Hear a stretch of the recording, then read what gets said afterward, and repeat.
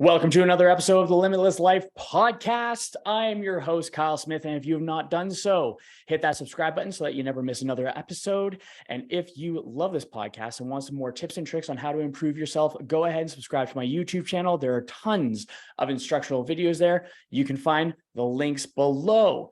But for today, my guest is the one and only Darren Ellis. Darren, welcome to the show, my friend. Great to be here. I don't know if I'm the one and only, but I love that intro. Thank you so much for hyping me up. You're absolutely welcome. So Darren Ellis here is a strength and movement coach from New Zealand. After spending his 20s exploring the far-flung corners of the world, he turned to the world of fitness, arguably a far more tricky and dangerous exploration. Absolutely agree, my friend. After a master's degree in exercise physiology, he opened his first CrossFit gym, or the first CrossFit gym in Australia, I believe, right? That's pretty cool. New Zealand. He turned to the world of fitness. Already read that part. But anyways, he competed in the sport of fitness at a high level for years, culminating in the master's division of the CrossFit Games. He now coaches online, and his passion is helping regular people to thrive through sensible, sustainable, and enjoyable fitness practices. In his spare time, you'll find him mountain biking, hanging out with his wife, daughter, and dog, or in, on, or under the water. And I really, really love that last little bit there, in, on, or under. It's usually pretty iced over most of the year here, so you only see me not near the water. I've seen some pretty sweet Netflix documentaries about those hardcores getting under it. That is true. Yeah, it is diving and stuff. It is kind of the cool thing nowadays, hey? Yeah. But yeah, I understand your reluctance for sure. Absolutely. So, my man, what is it that you do how do you impact the people around you?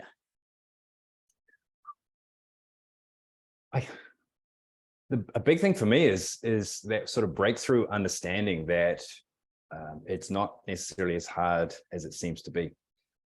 Of course, nothing that is worth anything, it doesn't come with a bit of hard work, a bit of effort.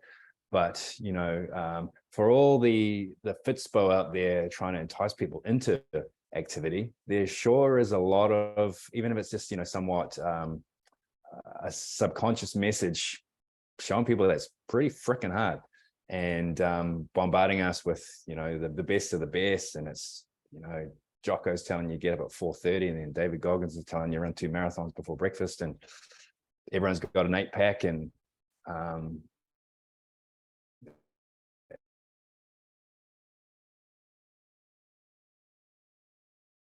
if you'll hear a little silence every once in a while, there may have been the stresses.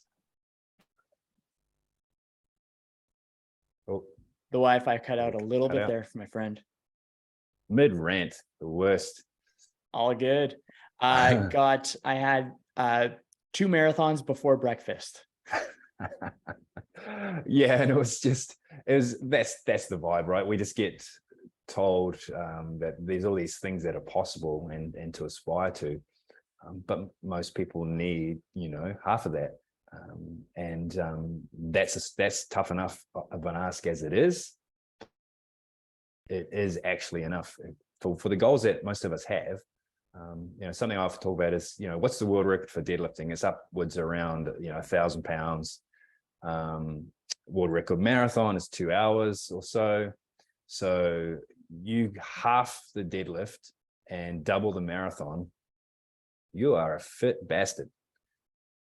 And even a bit further than that, right? You're doing very, very well.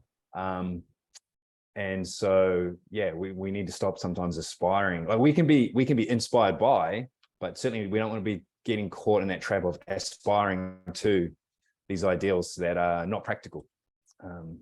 And I think that's the problem is there's too much promise of here's what you can get when it's just not needed. Or my clients, perhaps your clients, you find that they make the mistake of falling into that trap. Well, if I can't be this, I may as well not bother. And that's that all or nothing thing. And I get that a lot from people. Oh, I'm really an all or nothing guy. And I politely say, that means you're a nothing, because like, how many alls do you know? Like, anyone who says they're an all or nothing is actually saying that they're a nothing, with respect. I'm not trying to call them nothing, but yeah, it's pretty hard to be one or the other. Mhm. And so you tend to end up the other way. So can we work towards accepting that something is actually pretty darn good?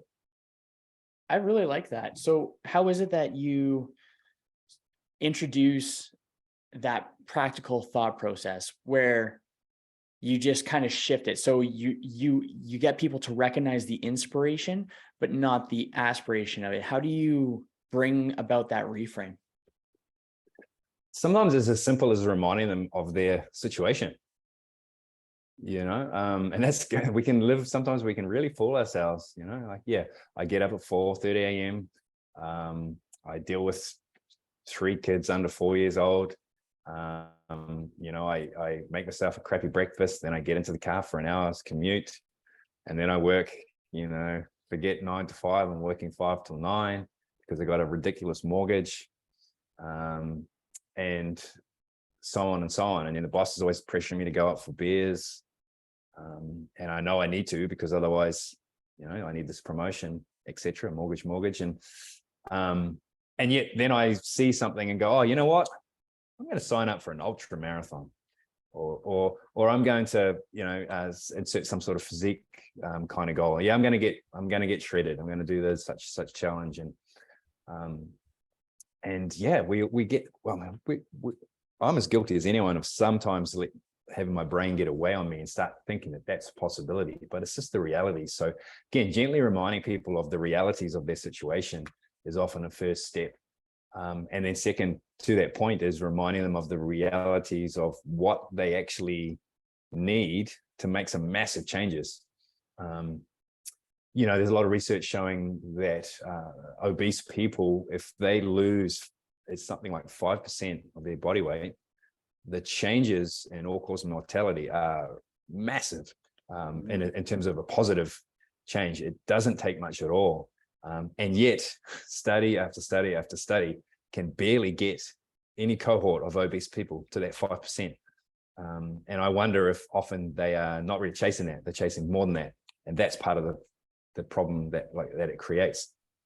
Okay, so basically, so correct me if I'm wrong. So it would be thinking, oh, if it's only 5%, there's no point in trying.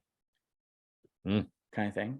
Okay. I think there's, again, it's probably quite subconscious, but I do think, right, we're not taught to believe that that's an acceptable goal. All right. I can't tell you how many times I've done a post or something, and I've said something about average people or regular, us regular folks, and someone will jump on there and make a comment, oh, I don't like the word average. I'm not regular. I'm a special, unique snowflake. And hey, it's cool to think higher and strive for more. But let's face it, are you a world champion in something? Are you, a billionaire? Are you, no, you're average. And I think sometimes the more we try to avoid that, the harder it gets. As I said, I'm totally fine with being average. If I can deadlift 200 plus kilos and run a marathon in 4 hours, for the next, if I can hold on to that for another couple of decades, more than happy. Yeah, being average has its awesome too. There's definitely points in there. Yeah. That's super And cool. Peter Attia talks about the centenarian decathlon or something, and he talks about setting 10 sort of physical tasks or standards, and they can be whatever you want, I think is what he says. But the point is, you say, well, what would be required to do those at 100 years old? And then I need to work back and figure out, all right, now how do I build towards that? It's something along those lines. But when you think about that, or to complement that, look up the world records for weightlifting in the 80 plus category. Yeah. And they are very underwhelming. Even for, like, if you're looking and you go, all right, 80, surely I could do more than that. But the point is, you got to get there, and you got to have everything working. And so probably the way to break the world records for the 80 plus snatch and clean and jerk is not to keep striving to snatch 140 kilos but maybe to back off and say, can I move body weight overhead on any given day of the week when I'm tired, when I'm sick, with a kind of crappy warm up, and hold on to that. And that'll probably get you to that, that world record performance. But if you're always push, if you're Wolverine, you might make it. Chances are you're not. And so chances are at 60, you're telling everyone about how you used to snatch 140 kilos, but now slap tear, etc. That's not your thing. And that's the gamble, right? With sport and high performance. And it's, again, why I think it's an interesting sort of realm I've found myself in, because I'm encouraging people to be average in a way you can interpret that as not to try. It's certainly not the case, as I said right at the start. Like, it takes a lot of effort just to be average. And again, I think that's what people forget. It takes exponentially more effort to be world champ, but just to be good is a lot of work. That's Most true. people avoid, they're like, well, I love the idea of world champ. I know that's not me. Average, still too much work. So I'm just going to be subpar. So, yeah. That's pretty cool. I think that's, well, first I'm going to look that up, because I think that, what was it? The 100 or the? Yeah, like centenarian, if I'm getting my Latin right, centenarian decathlon. Cool. It's just a loose kind of concept I think he has for him, like a personal goal. He's got to obviously make it to 100, and it's sort of like that's that idea of getting to that age. What would be required to be able to still do these things? And again, they don't have to be lofty goals, right? At 100, it's like, I want to be able to get up out of my chair easily. I want to be able to walk to the shops. I want to be able to play with grandkids. I want to be able to reach overhead. I want to be able to squat down. There'll be some very simple tasks, but the work starts now to achieve those for sure. Yeah, that's pretty sweet. I like how it's, I like how you're looking at the numbers and then recreating it's looking at the numbers further ahead so that it becomes less intimidating. So it's kind of like what we were talking about before we started, where we were going through the drop-off points of podcasts, and I mentioned that I wanted to hit to 21 because 21 is the time where most people usually keep on going. And have you found that creating those smaller goals do you find those smaller goals to be the catalyst to accomplishing the big macro objective? Yeah, absolutely. And to some similar kind of techniques or a technique that popped into my mind when you said that is, that minimum effective dose kind of thing. And I learned this, I think, indirectly from something. Do you know a guy called John Yuen? Yuen? Maybe. I probably see a face and then recognize. He's a movement coach. He flows across the floor like melted butter on a skillet. He's a beautiful man and he moves amazingly. He said something about, I'm sure it was him, but anyway, he gets the credit now. Setting a minimum effect. Like he said, I can only work out for 20 minutes. Even if he happens to find himself on Thursday with 30 minutes to work out, he stops himself short of 20 minutes at least, in terms of when he's trying to achieve this goal. And by setting the bar very low, a couple of things happen. One is you tend to achieve it. And two, you can actually get yourself into the state of almost frustration because you've been held back. But that's a good thing. So you spend the week kind of holding yourself back and you're generating this enthusiasm, this motivation, and this I can do more. So the next week you do. But by constraining, it has like this almost reverse psychology effect. Okay. And so I've played around with that. I just thought it was quite interesting.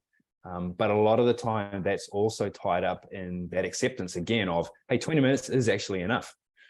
Just because the unit of time that the human race has adopted is 1 hour blocks. I don't know why that means that all workouts seem to magically slot into that. And thus if they become 59 minutes ineffective, and it's strangely enough, right? There's that train of thought that if it's 90, suddenly your testosterone plummets too, and it's a failure at that end.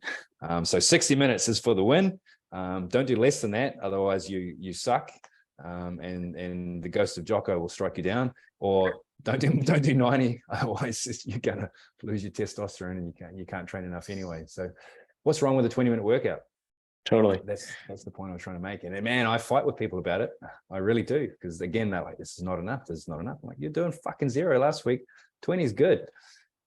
I find that when people really have a lesson that they want to teach, there is usually a background experience to go along with it. Was there a shift in your life where you recognized you were going way too hard and you're like, what am I doing? I'm such a goofball. And then you really pulled it back. And then what was the catalyst for that change? That is an insightful question. And you're right. And I hadn't thought of it until you said it. It popped straight into my head. One clear example, and one that's maybe slightly related to it. After I competed at the CrossFit Games, Masters category, 40 to 44, I competed injured, just a freak aggravation of an old shoulder injury right before I jumped on the plane, pretty much. So it was a less than amazing experience, because I certainly went in there sort of feeling, pretty competitive. But overall, still great experience. And then I'm back and thinking about the next season. You're sort of still fairly hyped up when you go to a big comp like that and you see what, the top dogs doing. And but I just sort of realized it was a slow process across the next year where I'm like, you know what, every Saturday I come into my gym, I coach a couple of classes, hype. Then everyone goes around the corner for brunch. I stay here with a bunch of other hardcores and we train for 2 hours. And then we go for like lunch after that. And then I get home about 1:30, 2 o'clock, and I lie on the couch and watch a movie, and Saturday's done. And that's been my life for a decade now, pretty much. And one day I just, like, the crew, like sort of the comp crew turned up and I went, guys, I'm going home. You've got it. And I don't think I competed or like participated in more than 1 or 2 sessions from that day forth. I was just over it. And just felt like I was throwing my time away. Of course, you want to chase a big goal, you've got to commit. And I'd done that. So it was just, I got to the end of it, right? So no criticism on anyone who's striving for that. I still work with people who want that. And that's what they need to do. Those are the sacrifices. But I've made those, and then I got to the end and I just went, actually, I don't think I want to compete next year. I'm done. Time to start claiming a bit of that with a weekend back. So that's what happened. And then just, loosely related to that was still this feeling that there are a lot of people who were into the sport of CrossFit, maybe not wanting to go all the way, but wanting to do quite well, who were committing the kind of time that the elite athletes were doing. So this sort of comes back to some of the stuff we were talking about earlier. It's like, if you want to be really good, then it's X amount of commitment. You want to be world champ, it's exponential. It goes up. And I often talk about that. This is also sort of starting to link up, even with sort of general weight loss or body recomposition clients. It's like 3 times a week will get you, let's say, 70% of the results. 4 times a week. I got that wrong. We'll take about 70% effort. And if you were going to train 4 times a week, that would take 80% effort. And if you wanted to train 5 times a week, that might take 95% effort. And it keeps going up, but the return is also linked. So the more you train, it's not an even give back. At some point, right, you add an extra training session, you're going to get less back for that session, proportionally. And so you have to weigh it up amongst the rest of what you've got going on. And this was the conversation I was having with these people who were wanting to be good, but they knew deep down they weren't going to be great, but they were trying to train like the greats. It was like, hey, you could probably have this stuff that you want, but without. And here's where it's tough, right? Because people, especially in the CrossFit world, they love the training of CrossFit. It's rare that you would probably get a track runner and say, hey, I know the program says 12 by 400s with 2-minute rests. But if you can, you can do 20. That's totally and fair, these are runners. These are runners. They love running, but they're like, you know what? I'm good with 12. But the CrossFit is like, yeah, give me 20. Give me some more pull-ups and some more weighted lunges, and some more box jumps, some more burpees. I eat that shit up. I dig that, man. Double session, cool. And it's an interesting one, right? Why can't we go, I need just enough to get where I want to go? And maybe it's an uncertainty about what that is. I had enough pushback where I felt like, sometimes it make me doubt my own philosophy on it. It's like, why are people, and perhaps you've got some insight into this too. And I've had some ideas around it. And I definitely think it's equal parts confusion, ignorance, wanting more than they are deep down recognizing they're capable of. And I kind of respect that too, right? It's like the Rudy movie. I'm not familiar with it. It's yeah, you're too far north. But it's a classic 80s movie, paid by old Samwise from Lord of the Rings. I forget his name, but he was this little squirt, and he wanted to get into the college football team, I think Notre Dame, and he was like, bench, and one day he got the call up to sub on, and he like got the winning touchdown or something. It's a true story, probably highly elaborated, but yeah, built tiny, but managed to get on this sort of winning team. So yeah, maybe a lot of people have got this kind of Rudy complex, which again, you don't want to shut that down, but how do you talk to people about the realities of the situation without crushing their spirit? And that's something I've juggled with a lot. That's a tough one, actually. Can you say that question one more time? I actually want to ponder that one. It was how do we, now I'm forgetting exactly what I said, but how do we not crush someone's spirit, but at the same time, because we're trying to make them aware of the realities of their lot in life, right? It's like, hey, you've got these injuries, or you didn't start exercising until you were 41. You've got 3 young kids. Don't tell me you want to try to go to the CrossFit Games or break the world record on this, or train 27 times a week. Like, it's just not practical. But the problem is there's always someone who's done it. And there's a confirmation bias there. It's like, that guy did it. Yeah, he did it, so I could do it, or whoever did it. There's possibility. He's I'm not trying to. I was gonna like say some like hardcore religion, but I don't want to offend anyone. But his wife is subjugated to like doing all of the kid stuff. He has nothing to do with his children, so it looks like he's got 3 kids, but he really doesn't participate in the raising them at all. That's why he's out training 8 hours a day, or something like that. There's always something you don't see. Or as simple as, and I come back to CrossFit. I talk to a lot of because our sporting sort of what would you call it, like culture, is very different to America.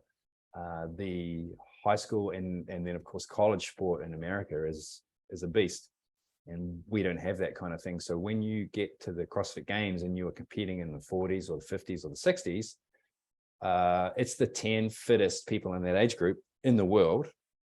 Most of them are American, and it's highly likely that most of them have effectively been coached by $1 million salary coaches since they were 18 years old. And in $10 million facilities.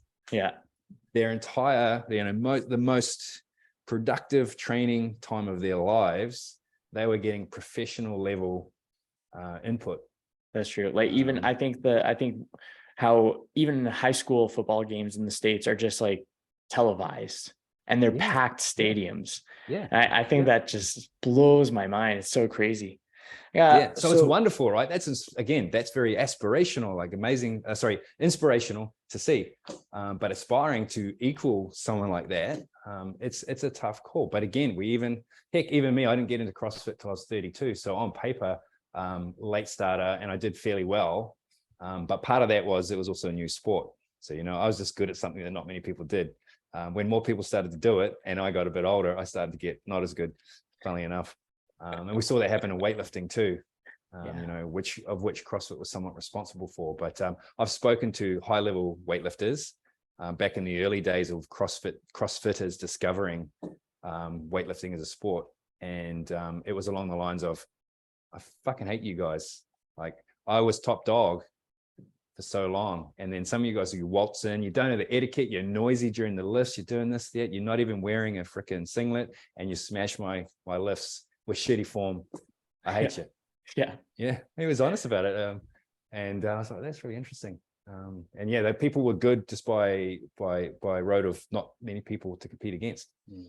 That's right. Um, So out of curiosity, because you run your own business, you have your own business, you've had a business for a while, you're high up there with the fitness.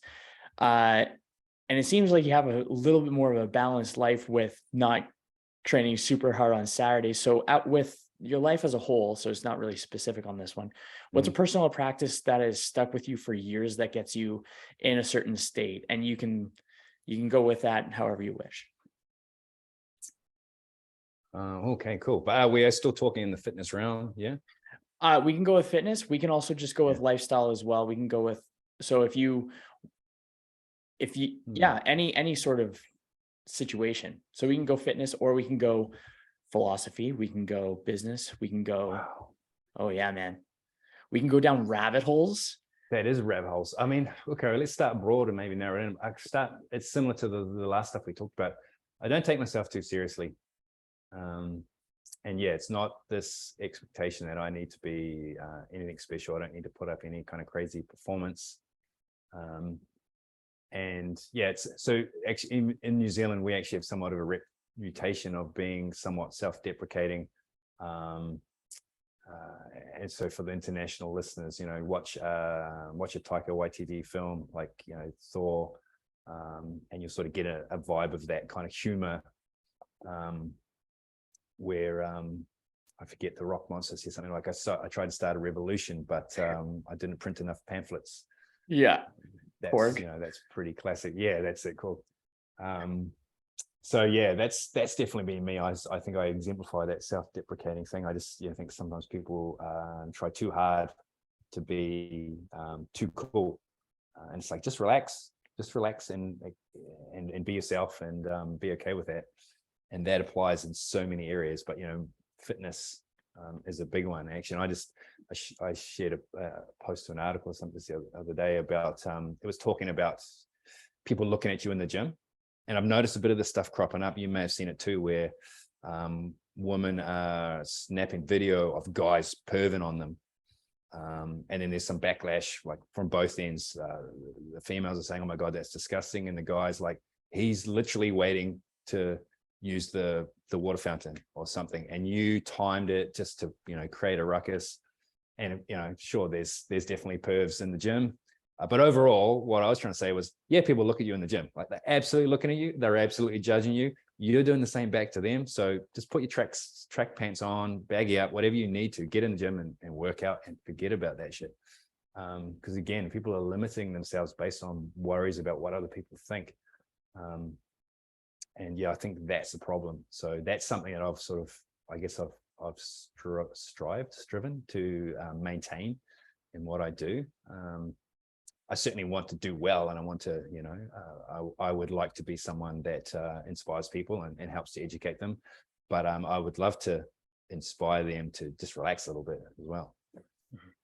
Because then we're not going to be wound up. And I think it creates a little bit more of like a flow to life, rather than like peaks and valleys. Yeah. And something I've certainly learned as I've gotten older, and you see it from people who are older still, is a growing amount of not giving a shit about what people think. They're comfortable in their own skin. And it's particularly people who have been successful, of course. But in general, right? You just get a bit more relaxed. It just doesn't matter. And like the decade, this 40 plus decade has been an interesting one, lots of ups and downs, but overall it's just been certainly not this sort of beginning of the end that so many people might make it out to be. If anything, it feels like the beginning, full stop, to me, because yeah, just settling into my own skin and trusting that I know what I'm doing, trusting that I'm pretty good at my job, trusting that I can provide for my family, and so on and so on. And so yeah, again, just relaxing and being okay with it is huge. Nice. Yeah, I think that's definitely a practice that I've adopted in the last chunk of time too, or at least in the last chunk of time, like probably 3-ish years, where I've been more just focusing on the narratives. I'm like, what are the things that are holding me back that I can consciously just think, No, I don't even need to pay attention to that. The only reason that I'm paying attention to that is because so many other people pay attention to that, but it's not helpful. It's not beneficial. It's not useful to keep on perpetuating narratives that are not working. And I think if you have the, or if even if you don't have it started, you can develop the skill of letting go of shit that people don't care about. So I actually got a question for you on this one. Yeah. What is something that I guess society cares about that you do not care about? Oh, heck. I feel like I know the answer to that. It's right there on the tip of my tongue. It is something similar to, I feel like it's something similar to what I just spoke about. Like there's, it's that whole keeping up with the Joneses thing. And yeah, I've got no interest in that. Of course, it's nice to drive a nice car and have a nice house. Yeah, going too crazy on clothes and being seen at the right places and this, that, and the other. That's certainly one that pops to mind. I've never really had much of a desire to keep up. What else? That's an interesting question. I've got to ponder that one a bit longer for something else, but that would be the first thing that comes out. So not too much detail on it, but I mean, I think everyone pretty much knows what I'm talking about when I say that. And yeah, I just see it all the time, and I still see it happening. And I've got teenage nieces and nephews, and I'm seeing them sort of like encounter that where it becomes so powerful, right? And this is a weird like cross purposes where probably in our teenage years is the time when it almost seems the most important, and it's actually the least important of all time.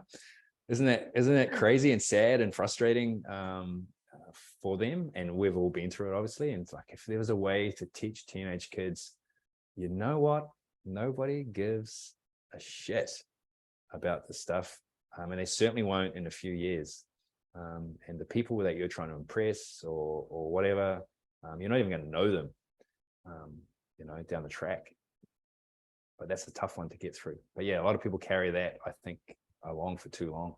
And are still doing it in their adult life, and they just need to just give up on it and focus on themselves. Yeah, I think that's totally fair. What do you think, just because of curiosity on this one? I guess every question is a curiosity question, but how would you go about, let's say you were talking to yourself or talking to your younger self, how would you go back and bring that knowledge to them? Would you actually say it just like, you're giving a shit about things that you shouldn't be giving a shit about? Maybe like, I'll give a couple of suggestions and then I'll let you make an informed decision, but I'm going to tell you right now, this ain't actually, I guess that's probably the way I would go about it. I'd be like, dude, get your head out of your ass, man. Do you like I've said this a lot of times, actually. I've said to people, like, I'm quite convinced that if I went back in time and younger me could see that it was older me and I gave myself advice, I'd be like, piss off, old man. I don't know, like, if you obviously movies aren't true, like he comes back and there's old him and Bruce Willis and what's his face, and they're the same guy and he's fighting him. He's like, piss off, dude. And I think that's actually how it would happen. You know what I'm saying? He comes back to try to like sort him out, and the younger him just tries to kill him. Yeah, Joseph Gordon-Levitt was playing the younger him. Yeah, I forget. And Bruce Willis was older him. That was a good movie, though. I actually quite enjoyed it. Yeah, it was definitely like they took a bit of a spin, in terms of the sci-fi time travel. There's always a different way to like think about it. Yeah. So I reckon that's what would happen is you'd be like, and I remember talking to quite a few teenage boys, and I'd be like, dude, I know you're probably going to forget what I say to you in the next 10 minutes. Like, if there's any way I can get you to believe, like, please understand, like, this is the truth. If you just stick with, like, stop doing freaking that kind of training and just like squat and deadlift and, bicep curl, but do some pull-ups and don't vary off that too much, and you'll have everything you ever wanted in physicality, and 2 weeks later they quit. Yeah. So it's tough to get through to someone that age. I don't know how. I guess it's example. Try to just keep, like, if you had some control over it, like having them in an environment where they're exposed to less of it. That's why I joke to my wife, like when our daughter turns 13, we're gonna I moved to like France or Spain or Italy, where there's a bit more of that sort of traditional culture of respect for elders and this, that, and the other, or just move onto a boat for 3 years and not set foot on land and just kind of try to bypass that whole bullshit that comes with high school. Because it's not helpful. Telling your daughter who's heading off to high school, I don't, pay no attention to those Heathers, to drop another old movie reference. It's not going to work, is it? Like, they can't just ignore the cool kids. Yeah.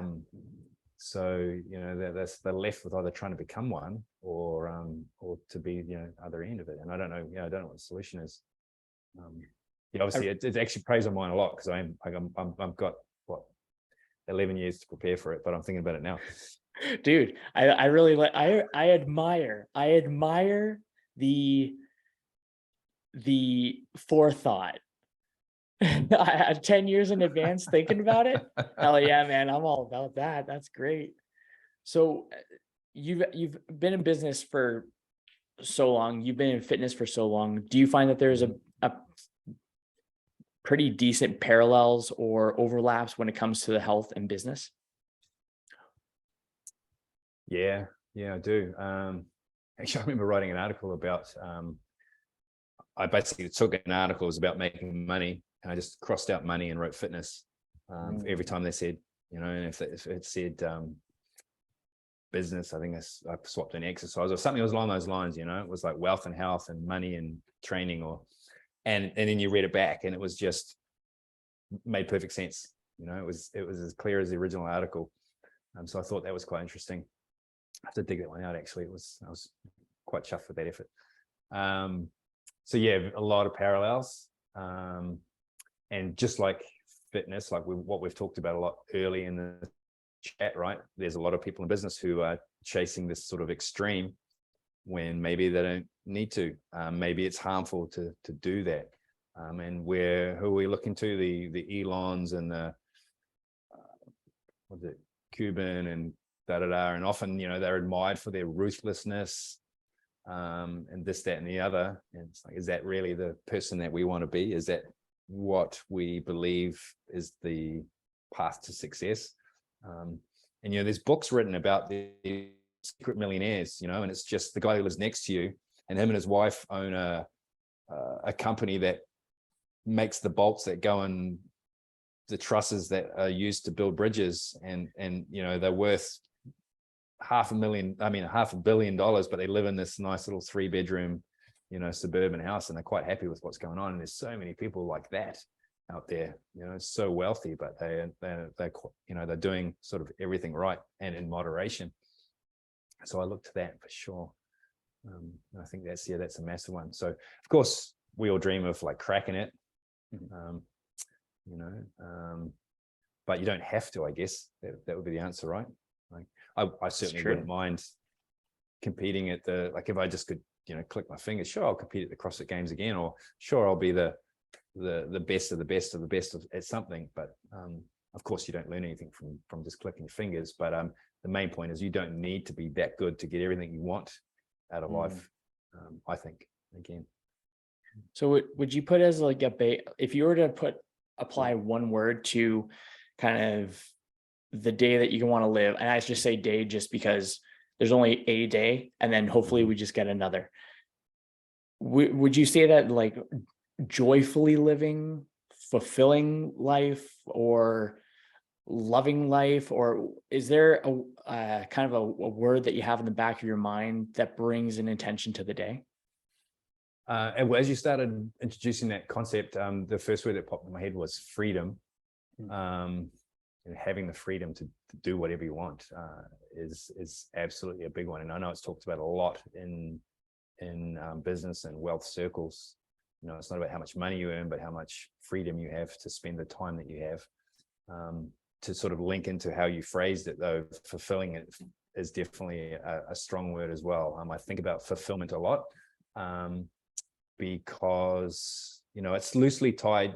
I guess loosely tied to like legacy, right? A lot of people talk about trying to leave a legacy, and I've been through that phase where you kind of you want to be the man or the woman who's that is talked about, I can remember early on when I owned my gym, I used to say to my staff, I want people in this country to say, the only reason I'm not training at that gym is because I can't afford it or I don't live in that city.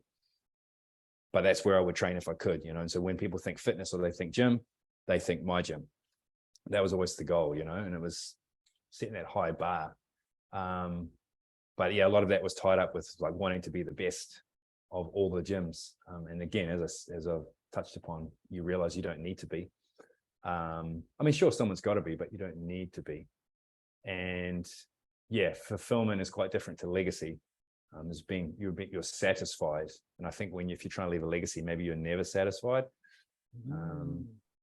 And again, it's tough, right? There's got to be people out there who are not satisfied to push the human race along.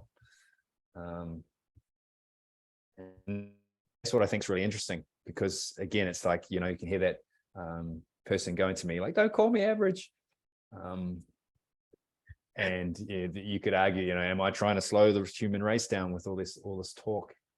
And again, I think I'm just trying to keep the talk real. Yeah. Like just quietly going about your life fulfilled. That's just such a win. That's Totally. such a win. Yeah. If you think you've got what it takes to be, again, like this number one, this 0.01%, then, and you probably know it, it's probably in your genes, right? You've probably been selling lemonade to the neighbors since you're 11 years old, and you're a crusher. No, man, it was driveways. It was cleaning up the snow on the driveways and a $20 upcharge for the sidewalk. There you go. See, you might be one of these guys. So, keep doing it. I'll keep on being average. Yeah. Yeah, totally. So what's inspired what's inspired the person that you are today? So what do I need to know about your family? What do I need to know about your past, your experiences that have brought you here? Who are you? Wow. That's broad, but again, what actually popped into my mind was going way back, and we talked about high school briefly. I definitely had my share of encountering a little bit of bullying. Not near as bad as what some people have been through or are going through right now. Like I just had that thing where the cycle came my way. I was very small, so we would play lunchtime rugby, and people loved to line me up for a spear tackle, which is kind of more resembling WWE wrestling than rugby, like head first kind of deal. And so I did the classic Karate Kid thing where not karate, but it was Kung Fu. I started taking up martial arts and going to the gym. And yeah, trying to not be that guy. And it still went very Karate Kid-esque. Like literally we're talking like a face off with one of the toughest kids at school at a party, and he backed down and It was like really quite interesting stuff. And I was so drunk at the time that if he had actually like followed through, I would have been toast, but I managed to so I psyched him out. Yeah. So you won the mental war. Yeah. I won it without fighting. Like it's total Miyamoto. I book a 5 ringed him. Nice. And that's, you can't ignore that that's played a big role in sort of who I am, like definitely being small, wanting to not be small, wanting to, get the attention of girls, be popular a little bit, all that sort of stuff was in there. And then working towards changing that. I think that has definitely that's where it all sort of started. And so it's been an interesting journey to kind of go completely away from that now, right? And sort of into that fulfillment category where it's like, I actually don't care about any of that stuff. I'm happy with where I am at. I just now I'm looking to, it's more that Kaizen, like just 1% better every day. Like that's going to be more than enough to get me where I need to go, which is of course never at the end, but just traveling. Would you be able to explain Kaizen real quick? Because I understand, but I want to refresh. Yeah, well, like real quick then, it's simply the principle of very minute improvements. So Japanese principle. And one example of where it's been applied in the real world recently was a British cycling team. And they started looking at all of the different factors that was involved with the process of training and living for the team. And they did things like get better pillows, like hypoallergenic pillows, you know, in the bedding more regularly, more massages, like fine tuning the mechanics of the bike, you know, looking at it. So every little thing, like the food they ate, of course, and they just tried to tweak it by 1%. And of course, all of those 1%, rough maths added up into, you know, exponentially greater improvement. And they dominated the sport for a long time from that point onwards. And nothing was really, you know, looking at each of those things, it was like such a small change. Yeah. Yeah, that's So sweet. we can do that in our lives, right? And again, we often think like, oh, great, I've got to overhaul my nutrition. So I currently eat like absolute shit. So it's keto tomorrow and it's this, and now I'm going to go from not training at the gym at all to 7 days a week. And always trying to bite off these massive percentages. And I'm going on a slight tangent, but I think it's really interesting, right? When we talk about progress in the gym and people trying to make progress, and often something I talk to is generally more people who are new to strength training, but often I have this conversation with people who've been doing it a while. It's just that reminder, like if you do 10 reps back squat with 100 kilos, and then next week you do 11 reps, you've improved by 10%. That is 10% more performance. And that's a lot if you're reasonably experienced. And so just sometimes a reminder, like usually they will go from 10 reps and 3 sets to 12 reps and 5 sets, or throw 20 kilos more on. But either way, they're jumping well past this sort of 10%, which is still more than enough. They're usually hitting this 20% improvement, you know, the very next week, and then they try to do it again after that. Then it's, coach, what's going wrong? Well, yeah, you've gone. And Why is it that you think that we struggle with being content? yeah, I guess because the Neanderthals were content, and look what we did to them. Unfortunately, you know, I think, and coming back to like, we do need the Elons and we need those crazy ones to push the boundaries. And so it's in our DNA. And so I don't really know the answer, right? Because if we were all that person, I think the entire, you know, human race would detonate. If any of us weren't that person, again, someone like Neanderthals to you know, it would flick around, and cordyceps would mutate and kill us all, And then take our brains. Topical. Yeah. Yeah. So yeah, where's the balance? And that's, yeah, it's a tough one, right? Because, you know, we can really get in the weeds. You know, no one likes that. You know, 1% of humans have 90% of the wealth, or whatever the crazy number is. We know that's not fair.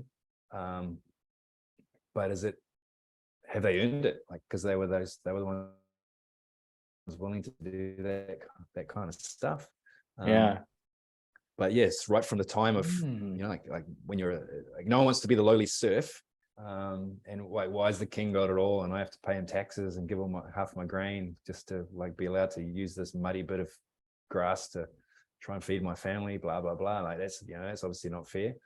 But if we don't have that balance, yeah. So I've got no answers. I'm just like thinking about it. I find it interesting. Yeah, that's neat. So we chatted quite a bit about like the past in high school, or just chatting with people in the past. And you mentioned the main thing for your future is you have 10 years of preparation before your kiddos in high school. That's pretty sweet. So when it comes to the future, what is some things that you're excited about, or looking forward to, or yeah, what do you think there? Definitely. So I've got a couple of things.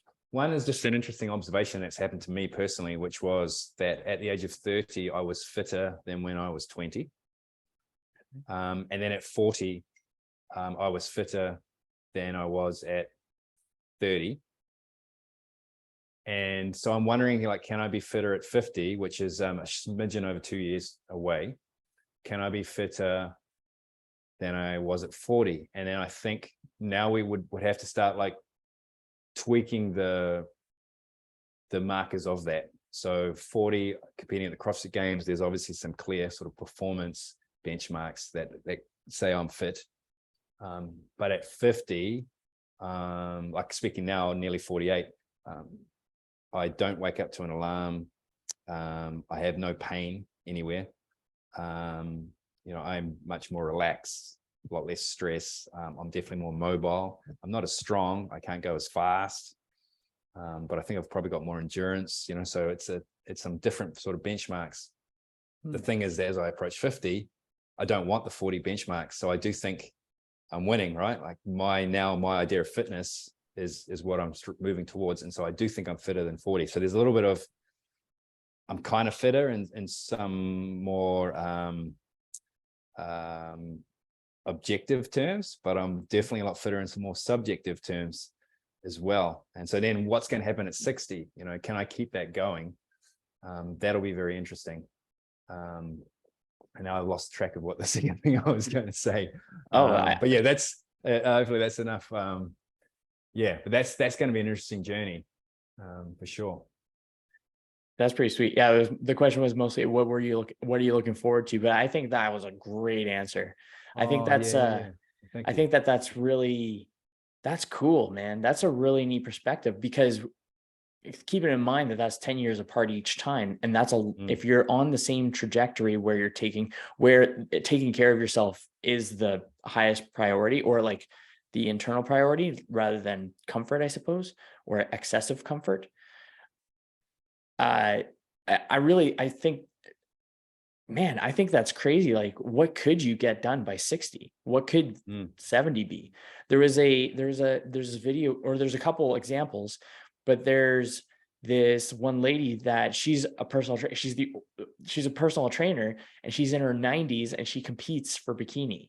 And then there was this other lady, she's just started powerlifting, and she's in her 90s, and it's been helping her move better and just interact with the world better and stuff like that. So I think that's a very interesting conundrum to kind of see where it is, because we've never been in a situation where we can really analyze it and look at it, because it's not like just studied, I suppose, but it could definitely change a lot of textbook numbers or statistics and data.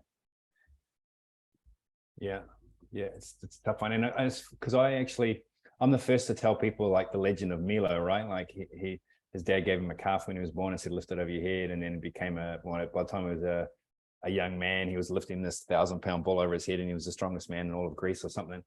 Obviously not true. Like there's a ceiling that you hit where you just simply don't get any stronger.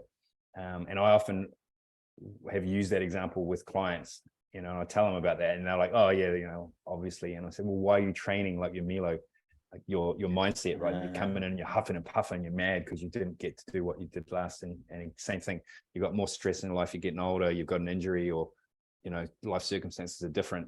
And yet you're like expecting like that you can always be pushing the ceiling higher when it comes to, say, these really hard performance goals like being stronger or being faster. And can you start thinking about it a different way?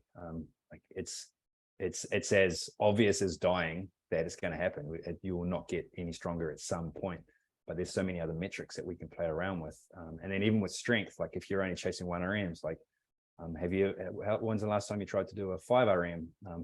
I used to set 7 RMs and 12 RMs, more obscure ones, 4 RMs for things. And it was as simple as that, boom, PR, because the first time is a PR if you've never done it. And then the second time you usually improve upon it, even if it's just the exposure kind of bias, like practice of that and understanding of that rep range, you get to get a PR on that. But, if you only try for 1 RMs, you usually end up stumped pretty quickly. So although I'm talking about trying to get fitter and fitter and fitter, as I said, the description or the understanding of what fitness means is evolving as I get older as well. It's certainly not, I know I'm not going to get stronger and stronger and stronger. If you start late enough, you can continue it for a wee while, but at some point you round the curve. And the idea, right, the true goal is to keep it tracking up for as long as possible, then to keep it flat as long as possible, and then to have as shallow a decline as possible. But at some point you drop off the cliff and you die, and you're not a burden on medical practices or your family, for any longer than you should be.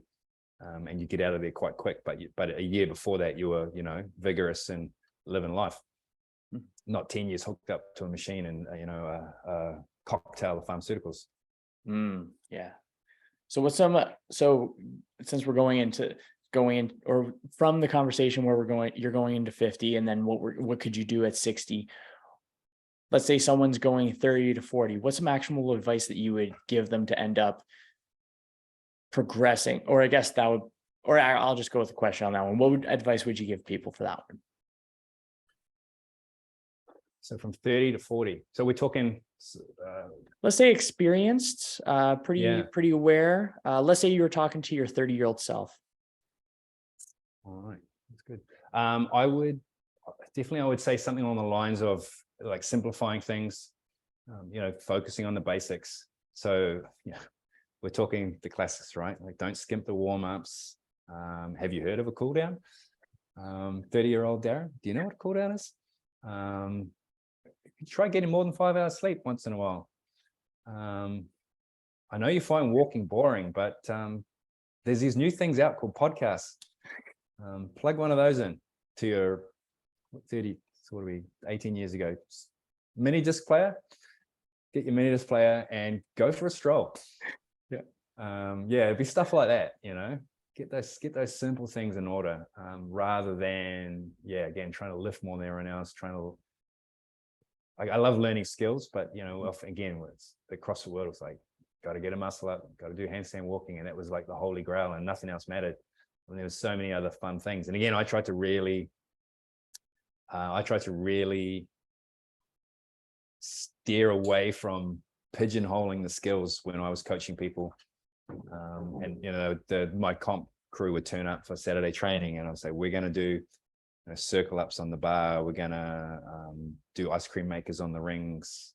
We're going to, we were handstand walking obstacle courses before obstacle courses were a thing in CrossFit. And I'm not claiming anything, but what I mean is would try to take a skill and change it, and let's do something different. Let's not just be like constantly ramming our heads against the wall. I want to get better at muscle ups, so I'm just going to do muscle ups. Like, when's the last time you did a false grip pull up? When's the last time you just swung on the rings? When's the last time you tried to do a back rise or anything else in the rings other than muscle ups? Or single unders instead of double unders. Absolutely. I've whipped myself. I did that because I'm used to the double unders, so I'm real quick, but I got the nice thin rope, and I actually hit myself way harder and way more often when I'm doing singles than doubles, just because I'm so used to it, right? The timing's off. Yeah, it's interesting. It's funny. I did a lot of martial arts in my teenage years, as I referenced earlier, and one particular place I trained for a while, we would warm up with skipping, and it'd always be singles, and you do the sort of like, the box sort of footwork while you're turning the rope. And then when you'd say time's up, almost everyone would finish off with like a crossover or a double skip. And I always do the double, it'd be like this flourish. And you'd strut off the floor and put your skipping rope down. Yeah, I can skip. And then suddenly CrossFit's like, oh no, we only do double unders. I'm like, I got double unders. And then I realized I had only ever done one double under at the end of a warm-up session, like for years, but it was always one double under. I've never ever tried to string two together. And so that was a learning curve. Pretty funny. That's sudden realization, like you don't have something you were absolutely positive you had. Yeah. That's funny. I remember the other thing about like getting older, and it was simply just, you might find this interesting too. What does a strength coach look like at 50 or at 60? Because we don't have a lot of reference points. We got Dan John. We've got what are some other guys? Like Charles Staley's floating around out there. Charles Poliquin was, getting old. Ian King going right back. But there's not many, is there? Yeah. Ours is not an industry that people stay in. Like you tend to get people fired up in their 20s and 30s, and then they, go and sell insurance or join the fire brigade or real estate. Or something. Real estate. Yeah. Bartending. Yeah. I find that those are the familiar ones for health industry. It's like basically service based. I find that real estate is the next kind of trajectory for most folks. Interesting. if they're not in the health industry still, Yeah. they veer into that.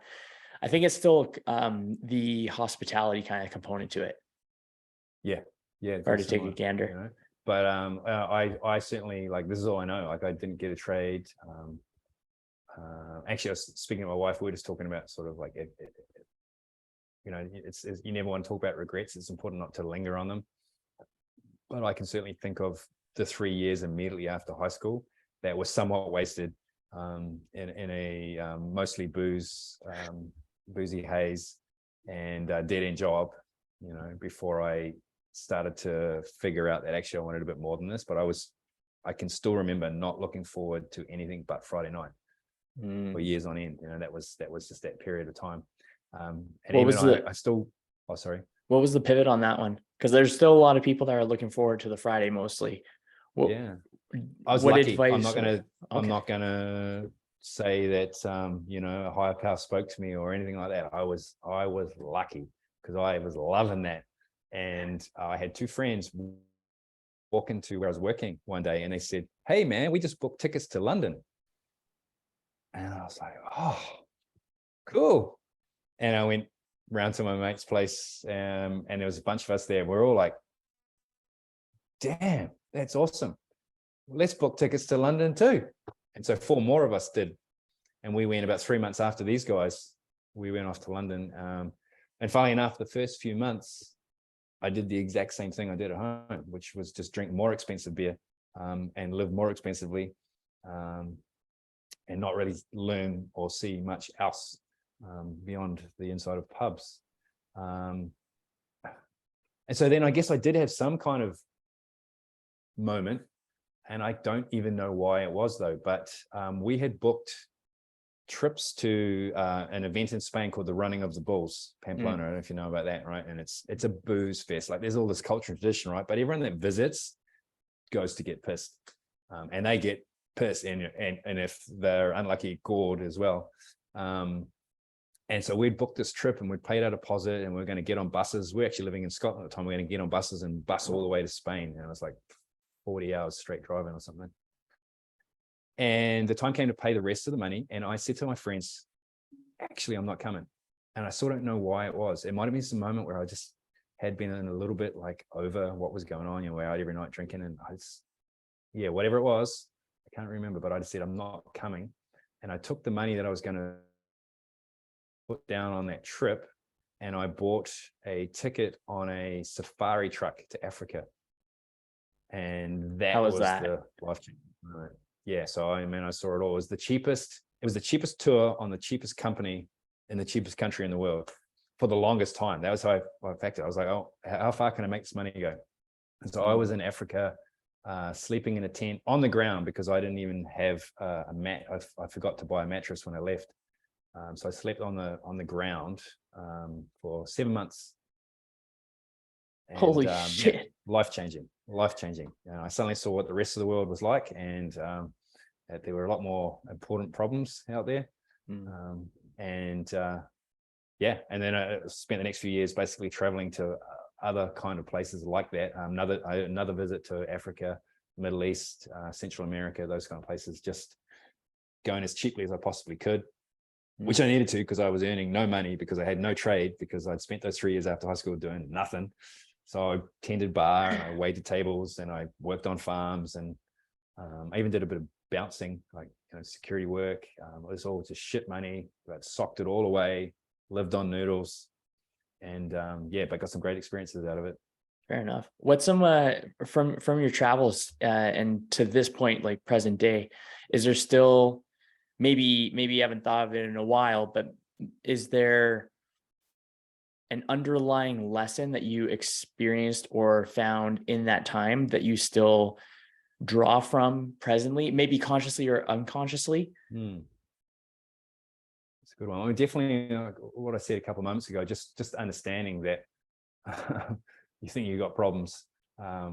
You know, there's a few billion people on this planet who would say, hold my beer if I could afford one, and take a look at my life. And I was just, you know, I didn't grow up I was definitely on probably the lower end of middle class. but I never wanted for anything really. And so seeing what the real world was like was definitely an eye opener.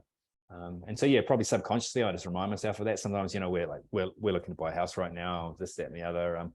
Online business has always got its ups and downs, and you sometimes can get yourself wound up about the what ifs and the worries. It's like this is not a worry at all. So yeah, that's a huge one for sure. And then again, maybe tying into some of the other things we talked about sort of relaxing a little bit and being okay with things, is at the same time, right? These places, there's some people who are extracting a crazy amount of joy out of their existence in a way that you wouldn't think that you could do it if you were faced with that same reality. So that was a huge lesson. And it all ties back into that having less, but being happy with your lot, I think. But until you see it, you don't really realize it. Because again, we get so tied up in our own little worlds. And I definitely think that's a problem, is sometimes worrying a bit too much about ourselves and what's happening to us, when it's not often as bad as that. Or if we need to stop trying to frame it that way. So what do you, so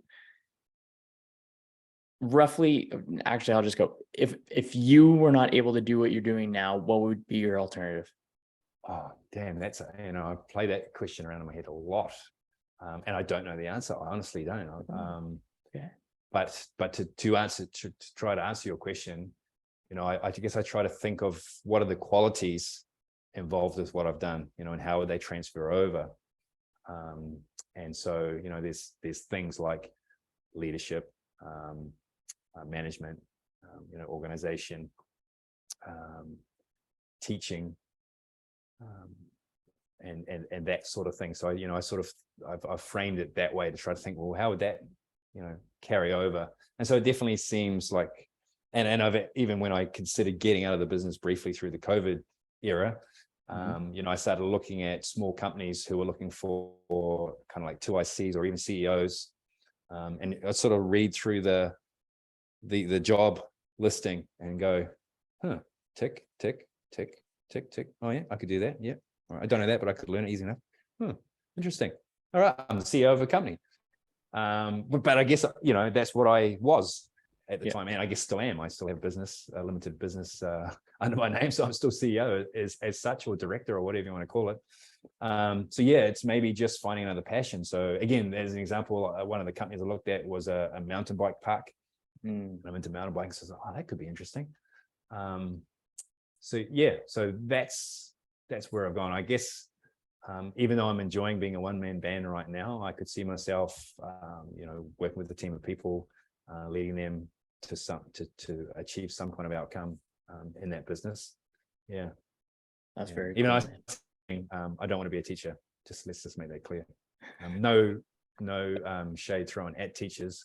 They're amazing. Our teachers just went on a big strike to try to get a bit more of a fair deal on their pay, and power to them. But not for me. Definitely not for me. Fair enough. So what kind of because you mentioned Miyamoto Musashi earlier today, you mentioned Kaizen. Do you have a couple philosophies that have really inspired the person that you are today? Definitely, you can tell there's a little bit of a martial arts bent or slant to my inspiration. And again, that was those teenage years that were very much the shaping of me early on. Yeah, I think there's a lot of lessons to be drawn from Kung Fu movies. That's true. Training montages, man. Training montages. Oh, you just get your training montage in. That's all you got to do. And I joke, but actually it comes up a lot. Again, linking it back to a lot of the stuff we've talked about is, just about every martial arts movie has the wise old master who has done it all. He's been to war. He's done these death match challenges. He's, learnt the death touch, whatever. And now, but does he do all that now? No, he just goes about his business. He tends his garden, or he, raises goats, or he meditates 17 hours a day, or just, roams the earth like Cain. And and most of the time is avoiding conflict.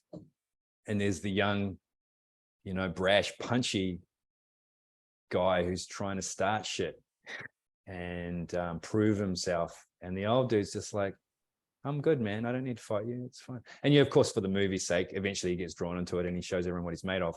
And hey, maybe that's what you got to do, right? And then we're mixing metaphors and movies now, but True Romance, where there's the scene about the lion, and talking about the lion once in a while has got to get up and just create some carnage and show everyone that he's the king of the jungle. But generally, he just sits back and relaxes. It's the same kind of metaphor.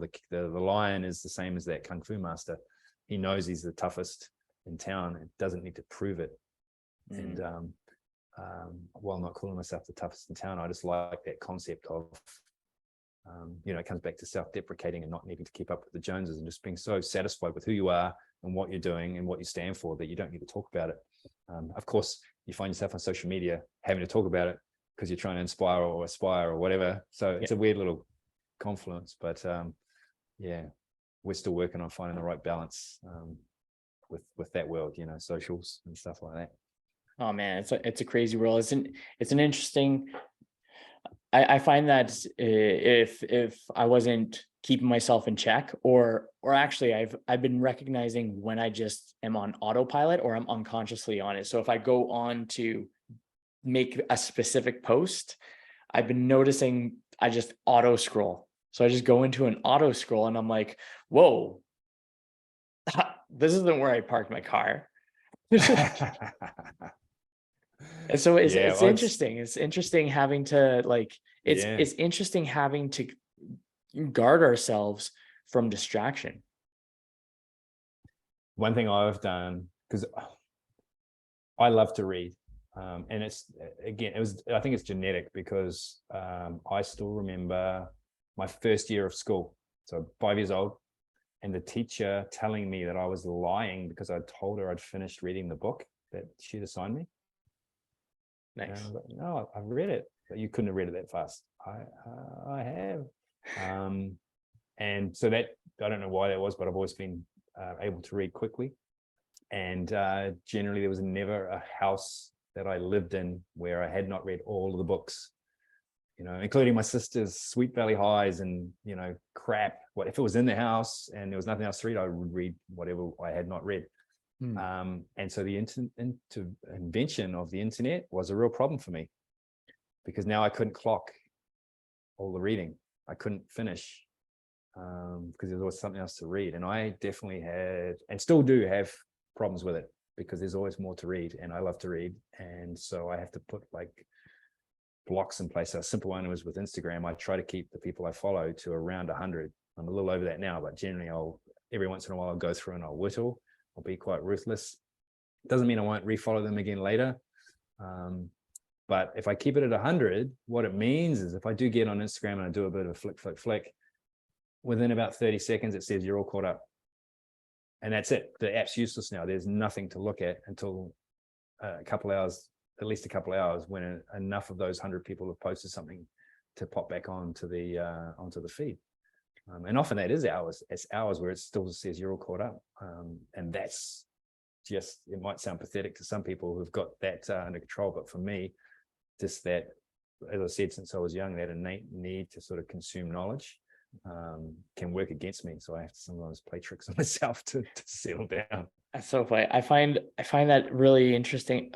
And it resonates a lot with me. I really like to, even if it's just random fun facts. And I was listening to a podcast today that I did with another fella, Charles, and we were talking about just going down Wikipedia rabbit holes.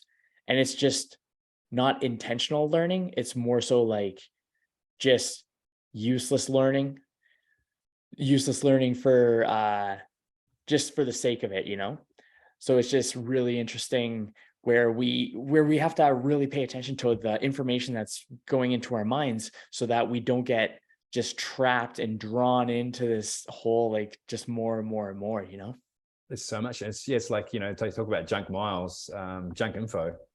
I'm a real victim for it. And it's funny because, I am so aware of the the impact and the poor value of junk miles. But I'm guilty of junk miles when it comes to information. You know, I've spent way too many thousands on it, on courses that I shouldn't have taken over the years. Maybe that's part of the sort of, you know, learning, but certainly, you know, even this free shit that I sometimes download and I never read it. I was just going to ask how many of them are still marked as It's unread. Yeah, it's insane. And some of that stuff's, you know, that is high quality info. Yeah. And I just don't get to it. So again, started to be quite ruthless. And it's yeah, at the point now where I'm like, do you need to download that? Are you going to action it? Probably not. All right, cool. It's not going anywhere. You can always come back to it, bookmark it, whatever, but carry on with the stuff you got. Yeah. And so yeah, like, you know, nearly 50, I still have to play it. But I guess, you know, in my defense, I'm competing with an army, a literal army of tech guys who know how to tap into my brain and bloody push my buttons. Sometimes I think about that. It's like a war. And then when it's like that, I'm like, you really gonna let those guys beat you? I nearly said geeks, you know, that sounds a bit insulting, but hey, they're not gonna beat me. And I've used that for some people, and like when it comes to food, right? Yeah. There's people who are engineering stuff to make you eat it. Are you going to fall for that? Are you going to let them? Yeah. Are you going to let them do that to you? Like, and sometimes it works for a lot of people. Once they sort of think about that and frame it that way, they're like, those fuckers.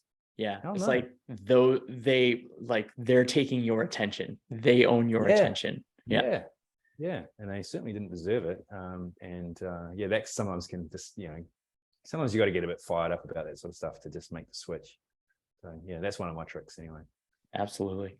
Well, my friend, we are getting to the top of the hour, and I don't want to take up too much of your time. And yeah, that's pretty much it. But I got 2 questions for you. I got 2 questions that I finished with. And I gave you no warning of it, so it's going to be fun. So the first question, okay, context. You're laying on your deathbed. You were there with the people that you love, the people that you care for, and this podcast doesn't exist. No content exists. What is one piece of advice you want to pass on to the people around you? Damn. That's deep. All right. The first thing that's popped to mind, and I don't know that it's necessarily the most important, but it popped into my head when you said that, so I'll go with it. It will be something along the lines of don't look back. You know, and it came up a little bit in our chat, like just you know, regrets and worrying about things you've done and this, that, and the other, but of course none of it can be changed. Yeah, I read or listened to something interesting that was talking about memories being sort of like the only currency we have as we get older. And that's interesting, but I think, of course, people who dwell too much in their memories are at risk of missing out on the last few years they have. So, you know, like, oh, I wish I'd done this. I wish I should have bought that then, or I should have done that job, or talked to that girl, or whatever, right? It's done. It's done. We've all made like horrendous mistakes, but if we muddle over them, we're missing out on the stuff that we're experiencing right now. So yeah, don't look back. That's awesome, dude.